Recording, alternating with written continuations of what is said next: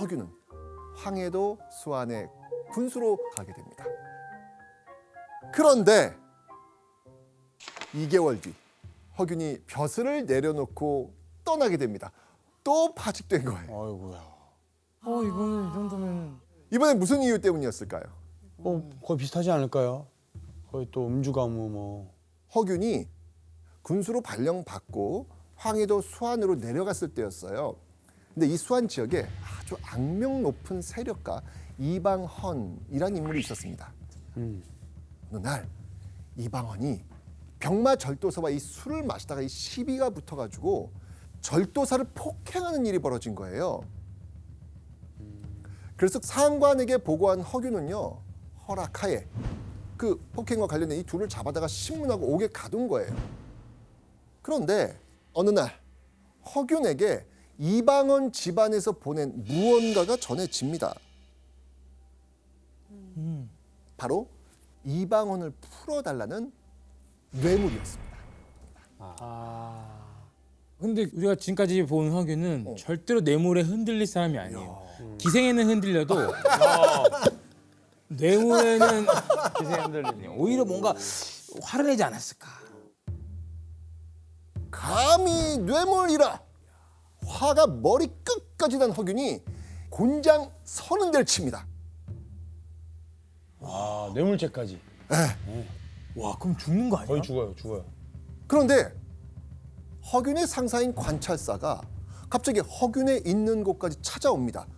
그리고는 벼랑간 이방헌을 풀어주게 라고 하는 거예요. 뇌물 받았네.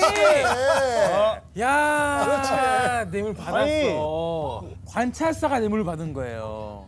그러니까 이방헌 집안에서 관찰사에게도 뇌물을 보냈던 거예요.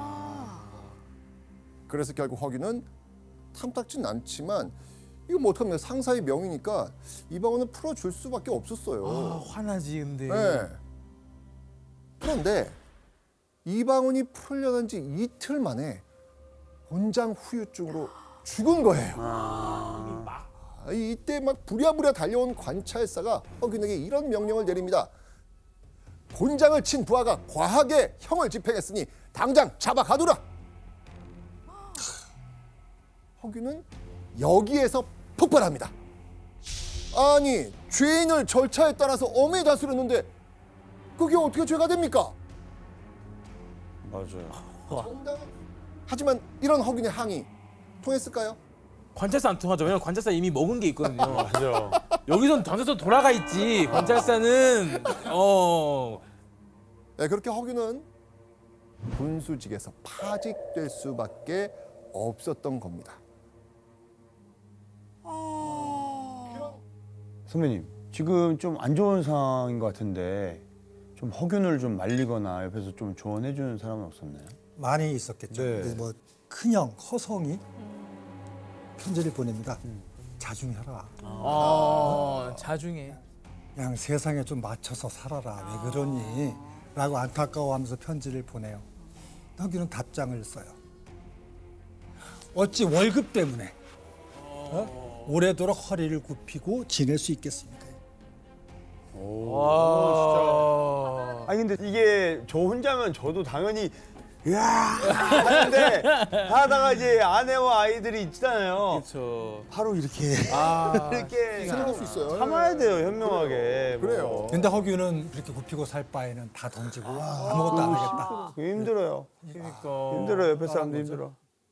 자, 이렇게 허균의 이 다사다난한 관직 생활도 10년이 훌쩍 넘어가고 있었습니다. 39살의 허균은요, 이번에는 강원도 삼척의 부사로 가게 됩니다. 야, 이번엔 또 새로운 마음으로. 근데 교수님, 허균이 이렇게 자주 지방관직으로 가는 이유가 있을까요? 두 가지 측면 정도로 생각을 해볼 수가 있을 것 같아요.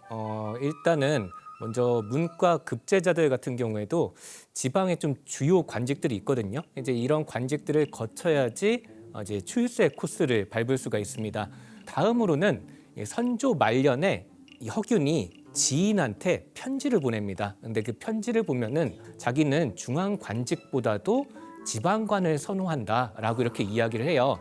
또 이 사람이 자유로운 사람이다 보니까 또 자유롭게 행동도 할 수 있고 그런 치열한 정치 싸움으로부터는 좀 멀리할 수가 있고 이러한 여러 가지 이유로 인해서 허균 스스로도 지방직을 좀 선호했던 것 같습니다. 이해했어요.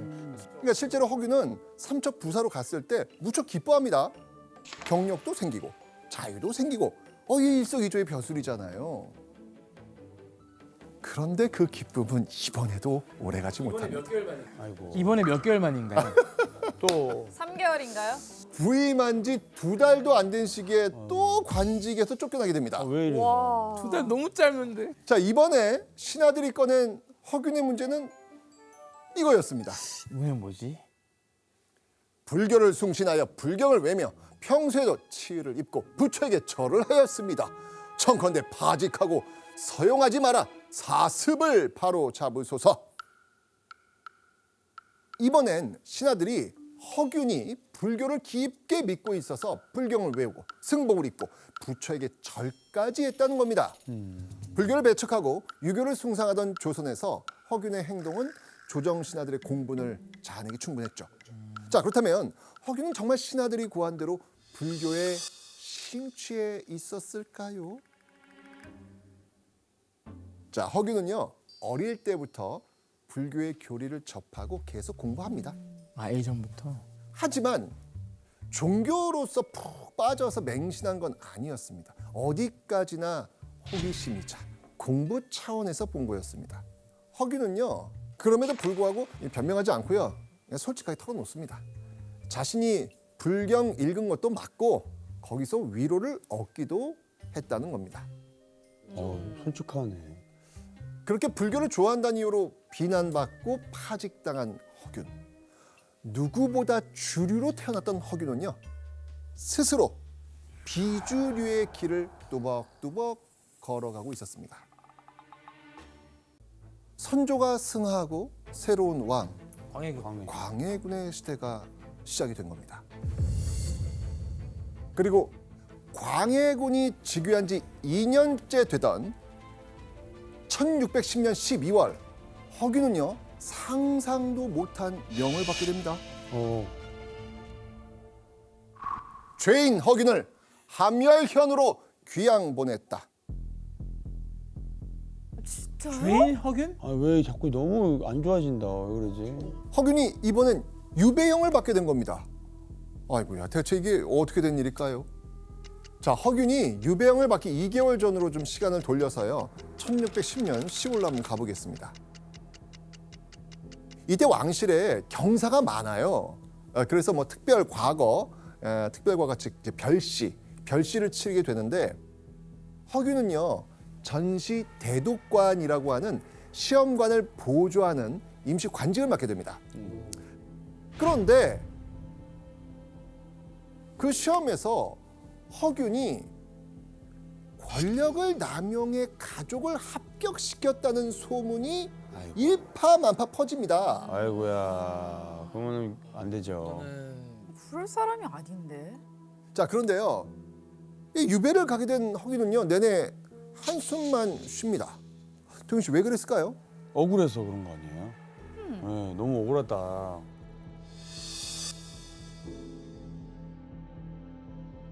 자, 허균의 옥사 과정을 옆에서 다 지켜본 친구가 남긴 글이 있어요. 자, 그거를 우리 안혜상 배우님께서 한번 읽어봐 주시죠.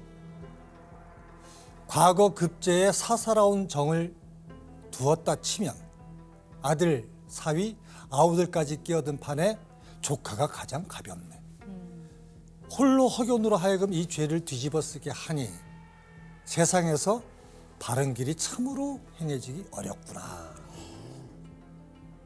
사실 이 시험에 시험관들의 가족 지인이 많이 응시하긴 했어요. 거기에는 허균의 조카 사위도 있었어요. 아니 이러면 오해받죠. 그게 소문이 났고 과거 비리라는 비난이 일어난 겁니다. 근데 허균 친구가 이게 보기에 허균 혼자 그 비리의 죄를 다 뒤집어 썼으니까 안타깝다는 거예요. 안혜성 선배님 이거 허균 입장에서는 너무 억울했겠는데요? 하여튼 허균도 당시 이 사건에 대해서는 이렇게 굉장히 억울한 그리고 또 다른 대신들의 가족들도 합격했다 이런 말이 들리는데 광해군은 이런 모든 걸 다 묵살하고 오직 허균한테만 죄를 물어요. 그러니까 뭐 억울해도 뭐 어쩝니까? 유배를 갈 수밖에 없는 그런 상황이었던 거죠. 하여튼 기가 막힌 상황이었어요. 찍혔네요. 지금 이미 뒤집었었네. 찍혔어요. 이게 왜 모난 돌이 정 맞는다고 하잖아요. 예, 허균은 이미 양반사에서 아주 단단히 미운 털이 박혀 있었고 그래서 무슨 일이 생기면 가장 먼저 다른 양반들의 타깃이 되었던 겁니다. 예, 그렇게 허균은 결국 전라도 함열로 유배를 가게 되는데요. 유배를 간 지 1년 만인 1611년 봄. 허균은요. 이걸 세상에 내놓습니다. 성소 부부고. 자, 성소는요 허균의 호예요. 호. 부부는요 장독 뚜껑을 덮는다는 뜻입니다. 즉 허균이 지은 장독 덮개로나 쓰일 변변치 못한 글이란 뜻입니다. 허균은 벼슬을 하면서도요 틈틈이 글을 모아서 책을 만들곤 했거든요. 근데 유배지에서 지금 뭐가 생긴 거예요? 시간이. 네, 시간이 생기니까 그동안 쓴 글들을 모아가지고 완성을 한 겁니다. 아마도 당시 문집을 읽었을 그 허균의 지인들은요, 야, 이 허균의 그 글솜씨에 아마 감탄을 했을 겁니다. 자, 그런데 어느 대목에서 허균의 지인들은요 깜짝 놀라고 맙니다. 자, 이런 제목의 글이 적혀 있었거든요. 유제론 호민론. 이 유제론과 호민론은 당시로서는 상당히 파격적인 그런 글 내용이었습니다. 일단 유제론은 인재를 어떻게 쓸 것인가에 관한 그런 책이에요. 신분의 귀천을 막론하고 설이라도 능력이 있으면 발탁해서 잘 키워서 써야 한다. 이런 내용을 담고 있는 거죠. 당시에는 받아들이기 힘든 파격적인 그런 것. 맞아요. 그다음 이 호민론은 허균의 정치 사상을 담은 글입니다. 허허. 천하에 두려워해야 할 바는 오직 백성일 뿐이다. 와, 되게 왕이 할 법한 말을 했네요.